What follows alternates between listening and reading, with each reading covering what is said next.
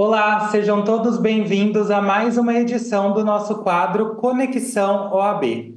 Hoje nós vamos falar sobre o impacto econômico, desafios e preocupações sociais em relação às casas de aposta no Brasil.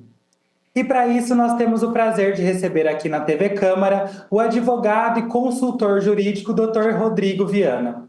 Seja muito bem-vindo à TV Câmara, doutor, e obrigado por aceitar o nosso convite para esse bate-papo. Vinícius, bom dia, tá? Eu agradeço o convite, a você, a TV Câmara, tá? E espero poder compartilhar sobre esse assunto, né? Que é um assunto de extrema relevância e muito atual no cenário nacional. Doutor, antes da gente começar a falar sobre a parte jurídica de todo esse assunto, eu gostaria de entender que tipo de estabelecimento hoje no Brasil é considerado uma casa de aposta, né? A gente sabe que tem estabelecimentos presenciais e hoje se popularizou muito estabelecimentos online de apostas, mas que tipo de estabelecimento é considerado mesmo uma casa de aposta? Bom, vamos lá.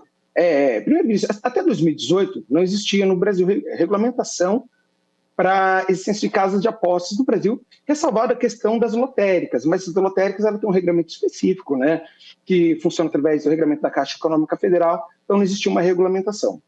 Com o advento das apostas esportivas no Brasil, criou-se uma lei em 2018, que estabeleceram dois tipos, como você falou, né, de casas de apostas no Brasil. São as casas de apostas online e as casas de apostas presenciais, né? E o que são isso? Na verdade, são empresas, né, que, cumprindo requisitos tanto legalizadas dentro do Brasil, elas podem realizar apostas esportivas ou de eventos competitivos de uma maneira geral, tá? As casas de aposta online, como o próprio nome diz, são casas de aposta onde o apostador usuário ele realiza apostas de maneira virtual, através de um smartphone, tablet, um celular. E as casas de apostas presenciais, em tese, embora exista previsão legal, não temos regulamentação específica sobre a existência desse tipo de estabelecimento no Brasil, mas pode vir a ter no futuro, a depender da vontade política. E para a gente entender, então, hoje, 2025, as casas de apostas são legalizadas no Brasil? Sim, como falei anteriormente, né, a Lei 13.756 de 2018, ela criou o Regulamento Geral permitindo a instituição de casas de apostas no Brasil. Contudo, somente em 2023, através da Lei 14.790, que se criou um regulamento específico para as casas de apostas online no Brasil, tá? Então, essa lei ela trouxe diretrizes para que as empresas elas se adequem, né, às condições previstas em lei e, a partir daí, poderem operar no Brasil legalmente. Mas só tem uma coisa muito importante, que embora nós tenhamos essa legislação que trate sobre a questão das casas de apostas, assim, podemos dizer, isso não permite a instituição de cassinos, bingos ou caça-níqueis, tá? Isso ainda continua sendo vedado pela legislação. A única previsão legal são casas de apostas em eventos esportivos ou competitivos. Quais são as exigências, doutor, para que essas empresas operem legalmente aqui no Brasil? Porque a gente tem acompanhado aí, principalmente pelas redes sociais, muita polêmica em relação a casas de aposta, a pessoas, a influenciadores que divulgam casas de apostas. Então, para ela ser considerada legal no Brasil, o que ela tem que fazer? Como ela tem que operar? Legal. Vinícius, assim, antes, né, falando da questão da exigência das casas de aposta, a gente precisa entender o contexto que elas se instituíram no Brasil, tá? Como eu disse, até 2018 não existia nenhum regramento no Brasil sobre isso. E nós tínhamos mais de 1.000 domínios de casas de apostas registrados no Brasil, tá? Isso causou uma grande insegurança jurídica, né, para todos os meios, tanto para os apostadores quanto para as empresas. Aí, com base nisso, a partir de 2018, o governo ele passou a realizar um estudo e nós tivemos a legislação de 2013 que regulamentou, criou os critérios para que essas empresas operassem no Brasil. E dentro, né, essas exigências são várias, mas assim, as principais. Primeiro, a empresa de apostas que pretende operar no Brasil, ela tem que obter obrigatoriamente uma licença do Ministério da Fazenda. Essa licença, ela exige uma série de documentação comprobatória que tem que ser disponibilizada para o Ministério da Fazenda. E, após essa documentação ser aprovada, ainda é necessário que as empresas elas façam um aporte, o pagamento de uma taxa de 30 milhões de reais para operar no Brasil. Tá? Feito isso, tá? Um dos requisitos que a lei prevê é que essas empresas elas têm que ter uma sede administrativa no Brasil. E por que isso é importante? Só para você ter uma ideia, até pouco tempo atrás, havia uma estimativa do Ministério da Fazenda que aproximadamente 1% do PIB, né, ou seja, Produto Interno Bruto, tudo aquilo que o Brasil produz, né, estava sendo gasto em jogos de azar, em casas de apostas, e estava havendo uma evasão de divisas significativa, ou seja, estava saindo dinheiro do Brasil, indo para fora, e isso estava gerando um problema. Então, um dos requisitos é, a empresa quer operar no Brasil? Ok, você tem que ter uma sede aqui, com um representante aqui, para responder legalmente, né, conforme a lei determina sobre seus atos, os atos da empresa aqui no Brasil. Feito isso, foi criado um convênio com a Anatel, tá? Para que todas as empresas de apostas regulamentadas no Brasil, elas tenham um domínio bet.br, tá? Então, todas as empresas, após elas preencher os requisitos do Ministério da Fazenda, né, elas vão ter um domínio.bet.br e aí todo usuário vai saber, vai reconhecer que essa empresa é uma empresa legalizada e que ela preenche todos os requisitos que a lei brasileira determina, tá? Outro ponto importante, e sempre preocupou muito, é de conhecimento de todos que jogos de azar sempre foram utilizados para lavagem de dinheiro, de crime organizado, enfim. Então, essas empresas elas têm que seguir regras muito rígidas e muito específicas para coibir e evitar a lavagem de dinheiro, tá? E, por fim, elas têm que respeitar a proibição de uso de cartão de crédito e de criptomoedas para a realização das apostas. Por que isso, Vinícius? Para evitar o superendividamento do consumidor e também uma forma de criar o jogo consciente dos apostadores, tá? As empresas que não seguirem, né, essas regras, é claro, essas regras elas só são um panorama geral, né, mas as empresas que não seguirem esse regulamento, né, elas podem ter a sua licença até suspensa, além de receber punições pesadas do governo por não cumprir os requisitos que a lei determina. E com a regulamentação dessas casas de aposta aqui no Brasil, o governo espera arrecadar com isso? Como funciona essa contrapartida, digamos assim? Sim. Olha, o governo, há uma estimativa do Ministério da Fazenda de uma arrecadação de 20 bilhões de reais anuais com a tributação das casas de aposta, tá? Como que vai funcionar essa tributação, tá? Com relação às empresas, tá? As empresas, elas vão ter que recolher 18% sobre o seu faturamento líquido, ou seja, contando os valores pagos aos usuários, do seu lucro, 18% de imposto.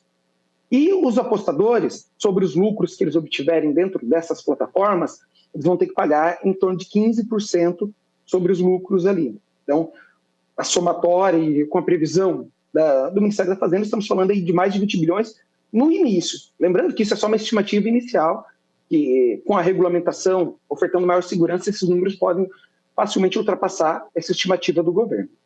E, doutor, como o senhor acredita que isso impacte o mercado de trabalho e a economia brasileira? Bom, vamos lá.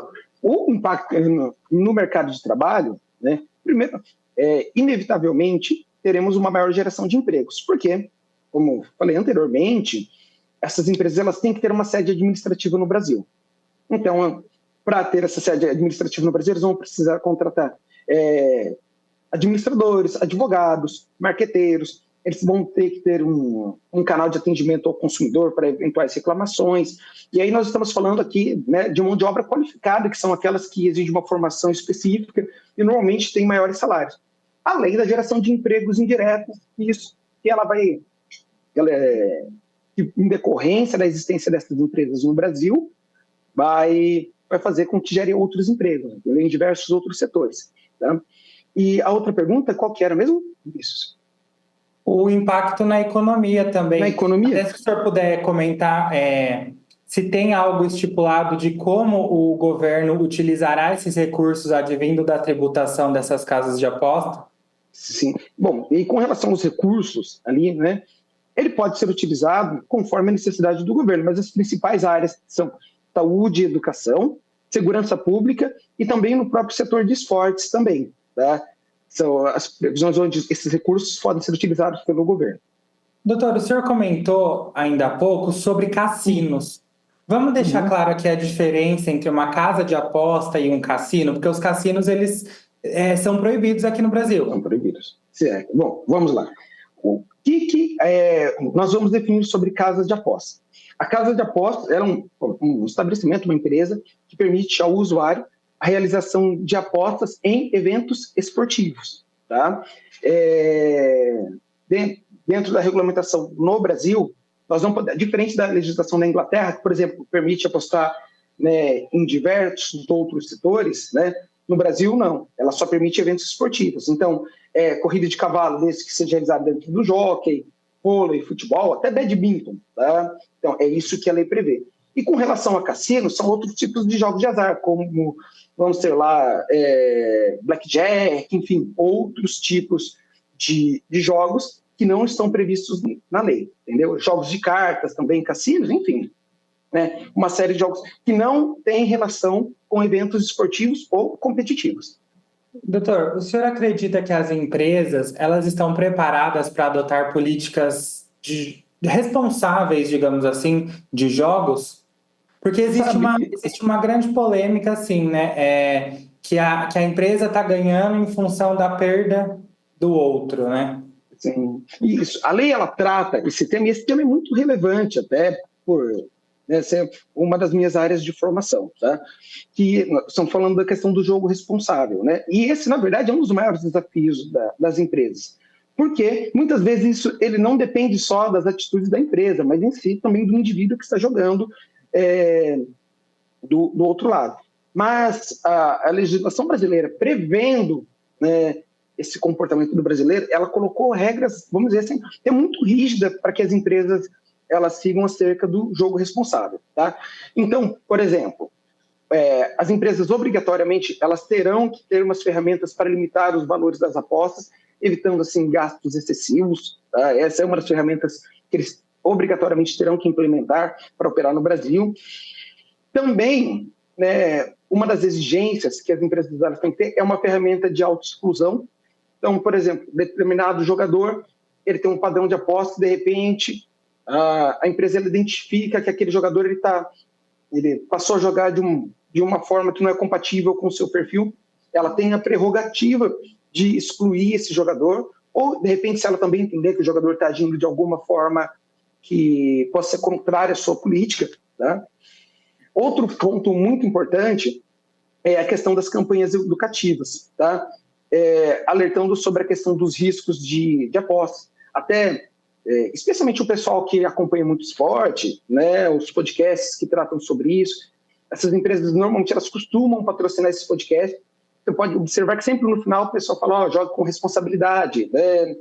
Esse é um dos requisitos que a lei determina que essas empresas elas adotam para evitar o superendividamento do consumidor, e também a proibição de jogos para menores de idade. Se você tem menos de 18 anos, é proibido